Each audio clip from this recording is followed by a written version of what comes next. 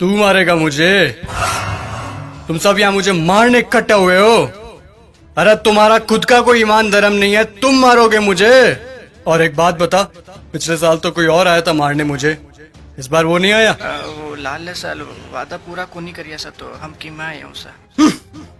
तुम सब अंदर से एक जैसे के जैसे हो। ठीक भीड़ इकट्ठी हुई है मुझे मारने के लिए आज। मैं माता सीता को लेकर गया था, इसीलिए मारने के लिए इकट्ठे हुए ना तुम सब आज। हाँ, मैं मानता हूं मेरी गलती, लेकिन माता सीता को किसी कारागृह में नहीं, सबसे उत्तम वाटिका थी उसमें रखा था मैंने।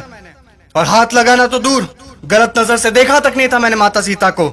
और तुम्हारे यहाँ छोटी छोटी बच्चियों को दरिंदे उठाकर लेकर चले जाते हैं, उनके साथ रेप करते हैं। उनको तो तुमने कभी ऐसे इकट्ठा होकर जलाया नहीं। वो दरिंदे क्यों खुलेआम घूम रहे हैं आज भी, मुझे ये बताओ। आए मुझे जलाने। अब चोटे तू बता। मैं तो सभी वेद और ग्रंथों का ज्ञाता हूं, तूने कौन सी वेद ग्रंथ या पुस्तक पढ़ी है, मुझे ये बता। पांचवी फेल मेरे समक्ष बोलेगा तू? चुपचाप खड़ा रह तू। देख, मुझे ना केवल संगीत का शौक है, बल्कि सभी रागों का, सुरों का और वाद्य यंत्रों का ज्ञान भी है। तुझे क्या ज्ञान है वाद्य यंत्रों के बारे में? ये मारने आया है मुझे। अब तुम लोग सुनो, मेरे जैसा महादेव का भक्त ना तो कोई हुआ है, ना मेरे जैसा महादेव की भक्ति किसी ने की है। और तुम लोग, तुम्हारा भी कोई जमीर नहीं है। भगवान पलटते समय नहीं लेते तुम। काम हुआ तो ठीक, तो चलो महादेव के पास, हुए तो चलो महादेव के, नहीं हुए तो चलो इस बार बालाजी के चलते हैं। क्या हुआ? गुस्सा आ रहा है मेरे ऊपर?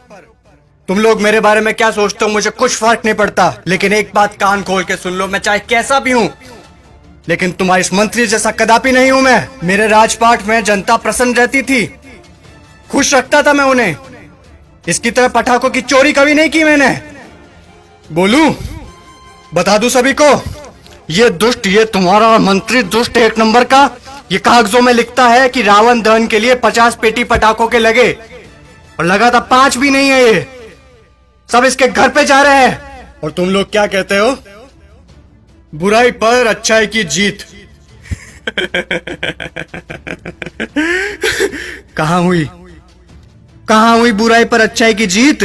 जब तक तुम्हारे मन में चोरी, गद्दारी, लालच, वासना, द्वेष, अहंकार जैसी भावनाएं जीवित है, बुराई कैसे मरेगी?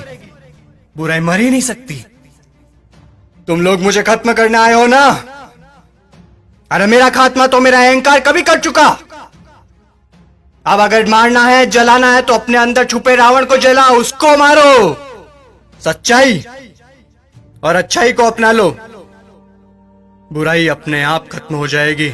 और अगर तुम मुझे जलाने के उद्देश्य से ही आए हो, तो मैं तुम्हें बता दूं कि सिर्फ छोटे बच्चे ही आज की तारीख में मुझे जला सकते हैं, क्योंकि उनके अंदर चोरी, गद्दारी, लालच, घृणा, वासना, द्वेष, अहंकार जैसी भावनाएं नहीं है। असल में वही हैं ईश्वर का स्वरूप।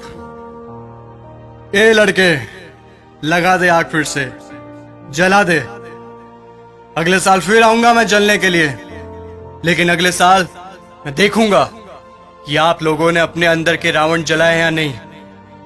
खुश हैं अभी आप सब? एक बार फिर से आपका रावण जल रहा है।